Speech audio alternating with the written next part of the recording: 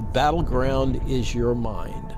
This kind of tech is being deployed against you by multiple actors simultaneously, all seeking to shape how you think, feel, believe.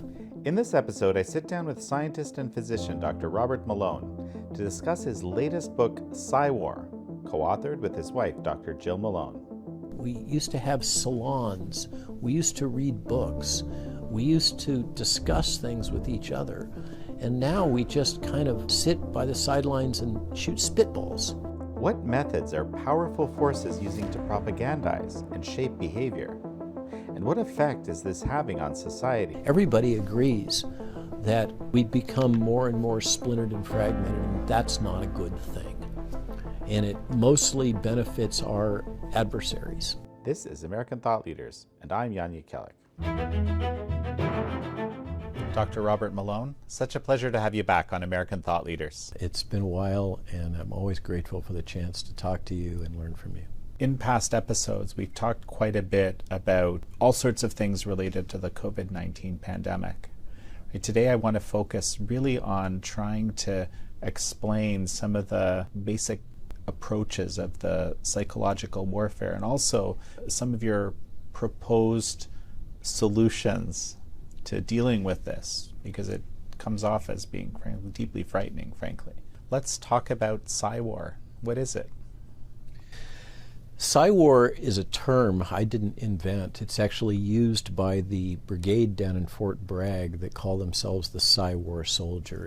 It's an abbreviation of psychological warfare, which has become increasingly a core function, a core capability in militaries all over the world, but absolutely in the West, and in particular the United States and Great Britain have really pioneered the use of psychological warfare or fifth-generation warfare. Militaries have encountered the challenges, let's say gently, of the modern insurgencies such as Al-Qaeda and the Taliban, in which those movements have very effectively exploited religion and other social dynamic kind of psychological aspects as part of their overall battle strategy.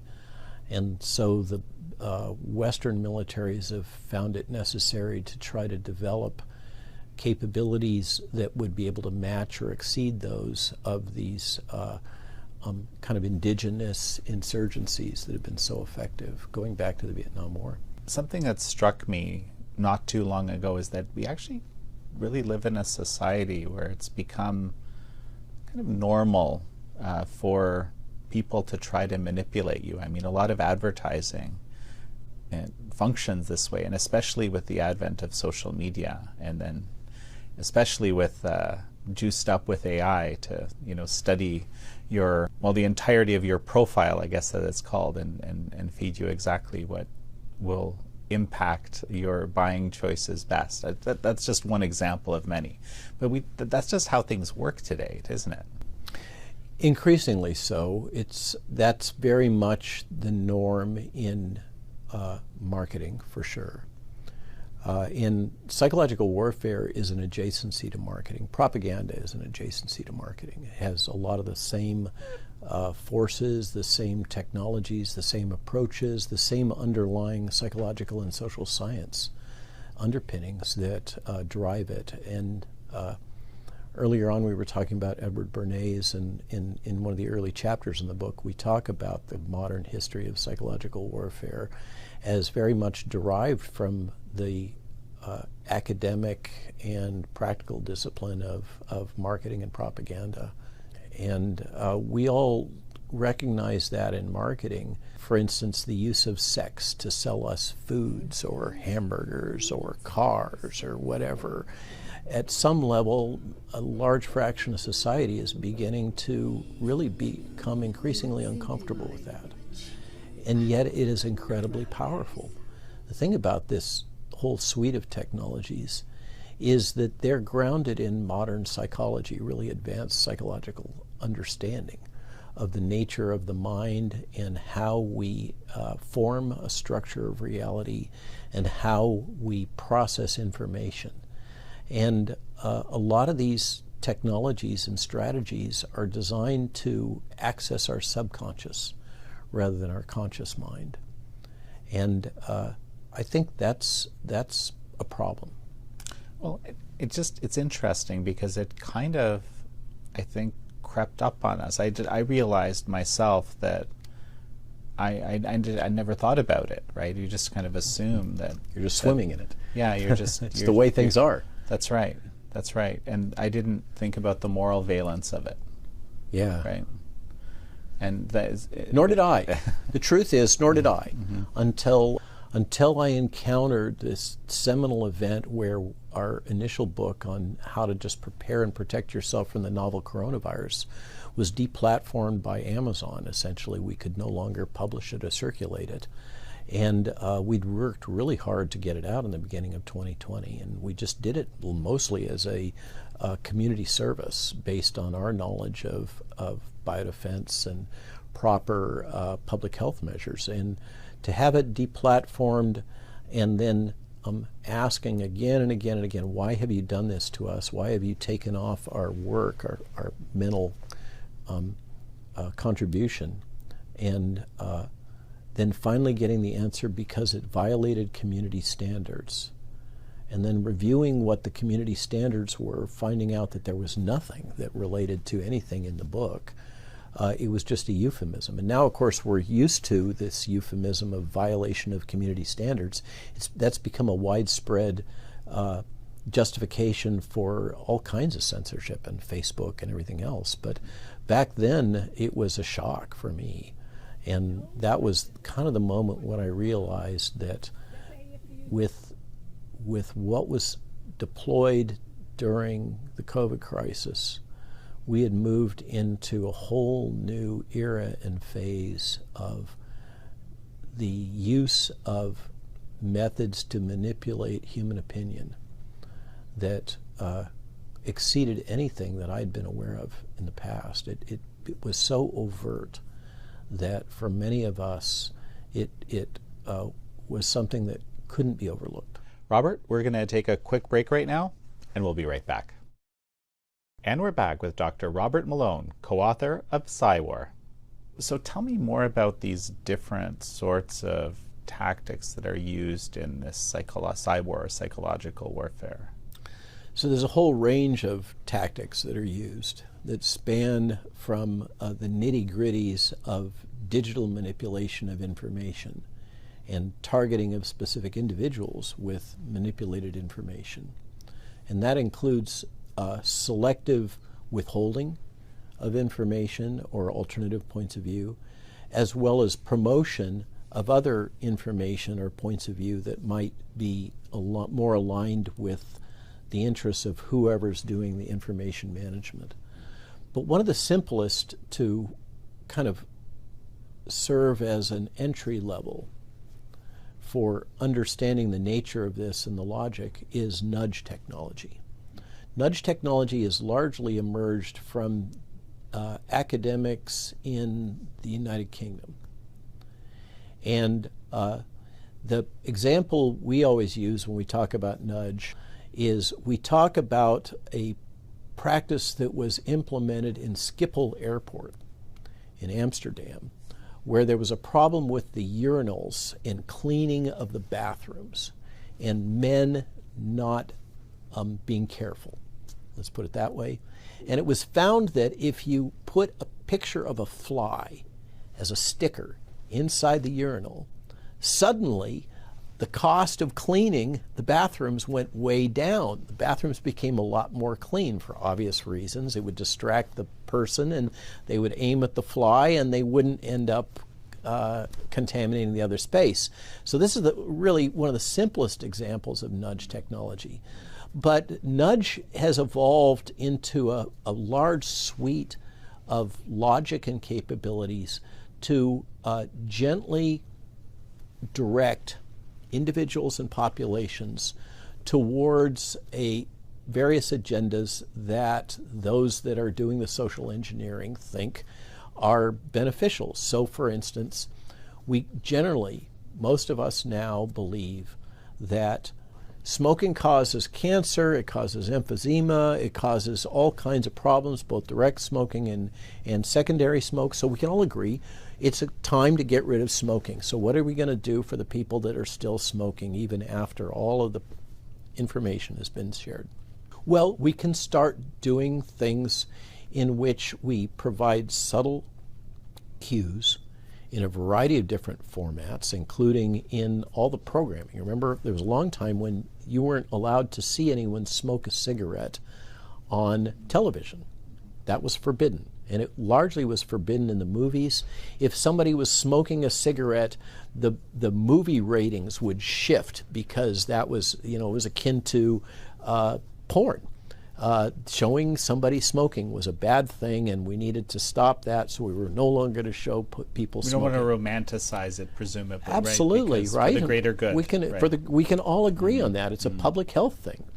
And so there were all these subtle cues, and in the UK, if you buy a pack of cigarettes, you find images of diseased lungs and things like that on the cigarettes, and with any advertising. Canada as well. Yeah, you have to you encounter these horrible images all the time. So we can all say that that's probably a good thing. And then another example of nudge is that we now live in a diverse culture. It's ethnically diverse, it's religiously diverse, and there's this history of bias against people who are different. And so what can we do to reduce that bias? Well, we can make it so that media content shows ethnic diversity. And shows things like interracial marriages and represents religious diversity.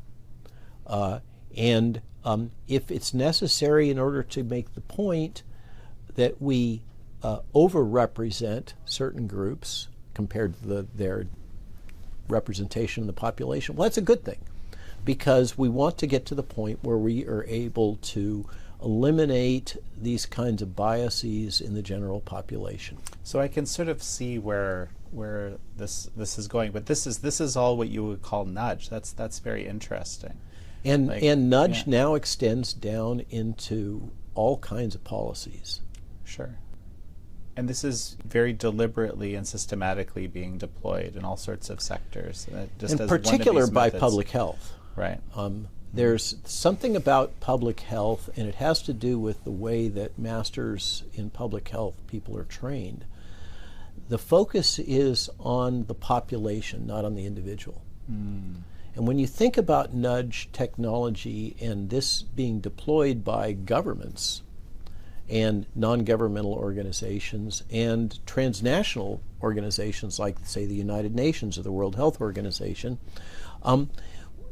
you end up in a situation in which somebody is making a decision that this is the way the world should be and this is the way you should think. And so we're going to take this very powerful, subtle ability to provide cues to manipulate how you're thinking, what your emotions are, what your beliefs are, and we're going to deploy it for this topic or that topic or the other topic, and maybe it has to do with things that are controversial. That there isn't broad cultural consensus on, then you're in a position where you are making a unilateral decision. You could say an authoritarian decision. Someone is making a decision about how people should think, what they should think, how they should feel, how they should behave in the world, without consulting them. And you're using a technology that is so powerful and effective that you're literally reprogramming their mind without their consent. You do a really remarkable job, actually, in PsyWar of documenting sort of the various different types of methods.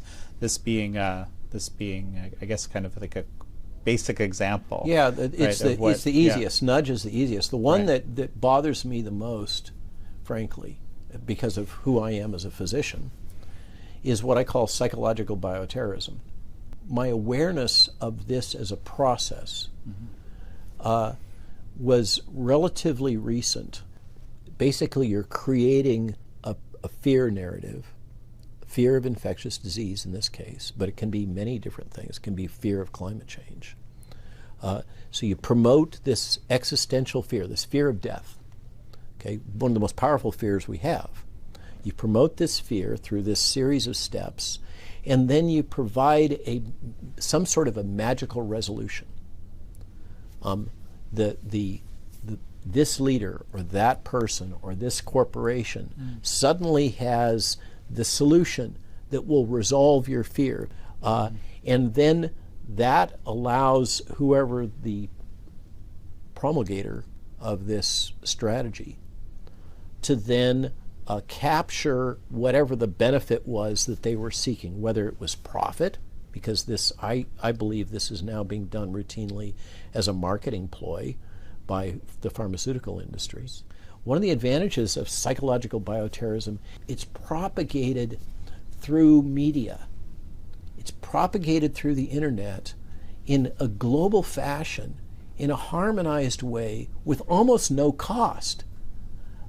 It's amazingly effective. And this is another example of how this kind of psychological warfare can be deployed, and it's the one that I find most concerning. Because fear is such a powerful motivator, and all sorts of people, I mean, this is what's coming to my mind, with the absolute best intentions will want to share that information. It's so very serious. I used to refer to this as fear porn. But I think that's a gross oversimplification.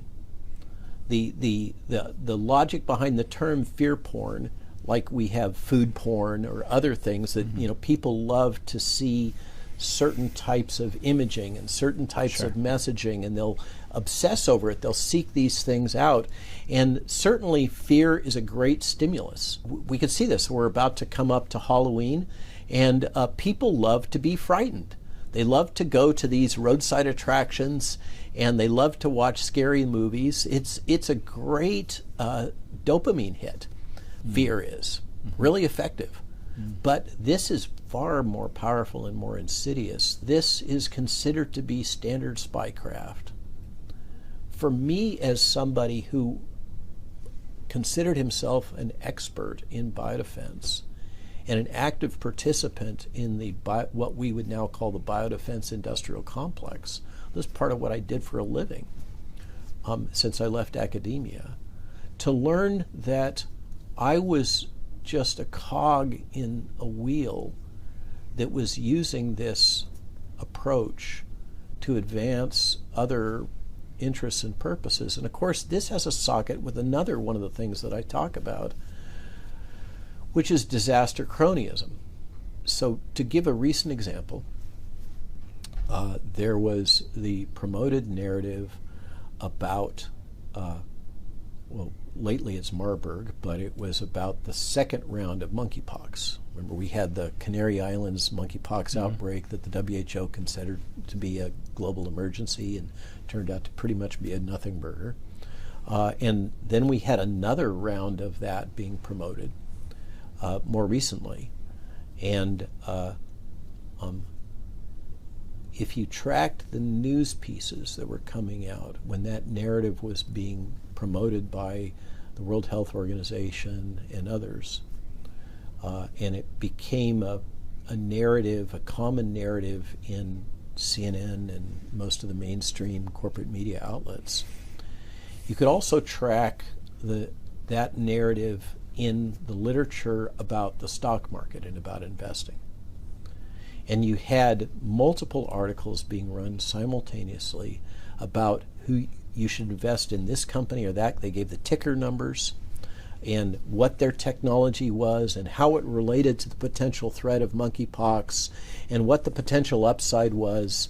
And this has this direct socket connection with something that I've long railed against, which is this pump and dump strategy that occurs in my industry all the time, in which naive investors are manipulated to make investments in emerging technologies that are not yet mature. You know, we can all see it with the promotion of narratives about cancer treatments. And some new biotech will come up with what they assert to be a breakthrough cancer treatment. It has great potential. It could cure cancer. And we're all afraid of cancer. They just need another 100 million or 500 million or fill in the blank to finally prove this technology. And so there's a rush to invest, right? And the way that ecosystem works is that once those investments are made, if that technology never matures, or if it takes longer to mature than was projected, or if it doesn't really meet expectations, the company still holds all that capital. Now the market cap goes down, the valuation of the company goes down, the valuation of the stock, all those people that put money into that stock have lost money, but the managers, the people that are deriving their salaries, that find it necessary to continue to have that pool of money, they keep all that cash. And they can continue to spend it however they want, this pump and dump strategy. So this whole ecosystem flows from psychological bioterrorism to disaster cronyism, or what Naomi Klein calls disaster capitalism, to pump and dump investments on Wall Street, to fuel emerging technologies and startup companies. When people encounter this, or when I show the videos from the PsyWar brigade down in Fort Bragg, the recruitment videos,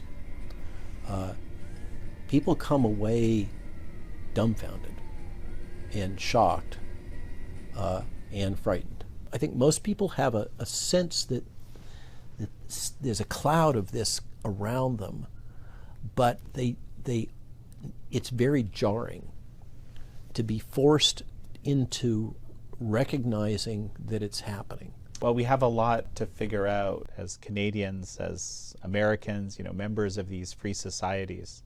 Dr. Robert Malone, it's such a pleasure to have had you on. Thanks for having me, and for sharing your opinions and perspective also. I always learn from you. Thank you all for joining Dr. Robert Malone and me on this episode of American Thought Leaders. I'm your host, Jan Jekielek.